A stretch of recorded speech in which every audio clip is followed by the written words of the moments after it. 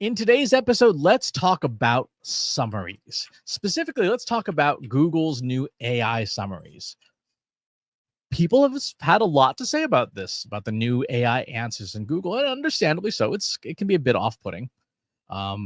This is formerly known as search generative experiments, and people are talking about how it's going to eat the web, how it's going to decimate organic search, and definitely there will be impacts. For sure, there's going to be impacts.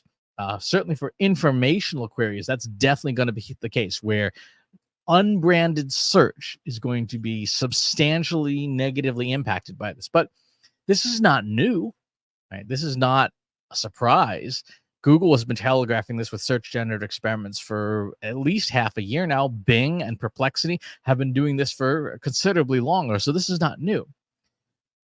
So the question is, what can't AI summarize? The days of easy content marketing, slap up some blog posts, hire some ghostwriters, etc., just crank out content. Those days are coming to a close, right? Days when you could do relatively low lift content marketing. Yeah. Spend $150, get someone to write your blog post, slap it up, and boom, you're in business. That business model of essentially creating junk food content at scale and putting up, pages filled with ads and lead capture forms is going to die at the hands of AI because the summarized generated experience is a better experience for the consumer. Right? If you've ever been on a website where the one nugget of information you needed was buried 14 scrolls and 33 ads down, you know that the generated AI experience is a better experience for the consumer. If you've ever tried to read a recipe and it's like this long, and the mother's daughter's cousin's second cousin's dog's roommate's boyfriend wrote this article about this thing 28 years ago, and this is why the ham is the way it is. Who cares? Just tell me what temperature to put the oven at, right? That's really what we want to get. We want to get at the information. We want as little friction as possible. And a lot of sites have made a lot of money over the years creating high friction experiences to get you to click on ads or to get you to fill out forms. AI and AI summarization in particular on the web reduces that friction by summarizing away all the crap that we've been loading sites up with. So here's a question for your digital marketing strategy then, if this is something of concern to you. What can't AI summarize? Now, this isn't a trick question. What can't machines summarize? Because there's no value in the summary. Not information. Information can be summarized pretty easily. Experiences. What experiences can you give your website visitors? What interactive activities defy summarization but provide value? From games to calculators to interactive chats, maybe, who knows, even with real people, to communities online. Experiences defy summarization. Why is that? Because experiences are all about emotion.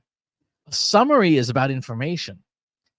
In the same way that a photo only gives a fraction of the value of an actual vacation, what experience could you create that an AI summary would only give a fraction of the value to, but like the photo would compel people to want the same experience for themselves? And I can show you pictures I've taken on the road, beautiful places around the world, Melbourne, Australia, out the deserts outside of Las Vegas, off the coast of Montenegro, all these places that have been so incredible to visit. And the photos are a great summary of that. Like, hey, here's this thing. Look how nice this is. And everyone else is like, that's incredible. I want to go there and have that experience for myself. No one says, great, I've seen that photo, I don't need to go there. Right? Not for places that are nice to go. There's a place that's terrible to go. You're like, that summary is awesome. I'm glad I don't need to go to that place because that looks awful. Think about that, right? Summaries are good when the raw materials are bad. Summaries are good when the raw materials are bad. Summaries are bad when the raw materials are good. When you look at the beaches of Tivat, you're like, I want to go there. I don't want your photo. I want to be there. When you look at like Revere Beach in Massachusetts, you're like, wow, is that an open sewer pipe on the beach? You know what? I'm good with the photo. I don't need to go there. That's where summaries play a role, and that's how your marketing can sidestep the summary by making things that people really want for themselves.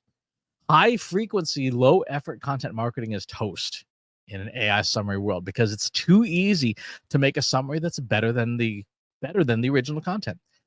The reverse, low frequency, very high effort, very high value content marketing, where you are creating unique experiences for someone, that defies summarization. Those are cases where the summary is worse than the original. It makes for greater experiences, gives people something to remember you by. And it doesn't have to be physical stuff, right?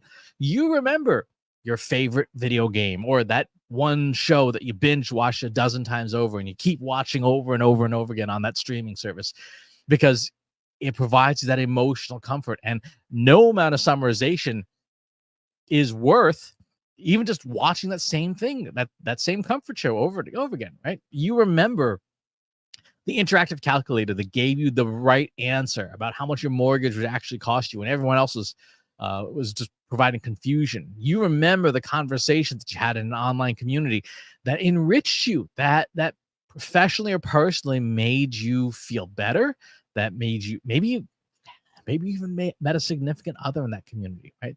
That is the ultimate experience that AI can't summarize, or if it can, something's gone horribly wrong. If you want to market well in the generative AI era, in the era of AI summarization, you've got to create experiences that AI only diminishes and doesn't improve.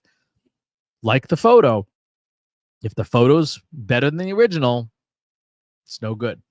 If the photo is worse than the original, you're onto something. That's going to do it for this episode. Thanks for tuning in. Talk to you soon.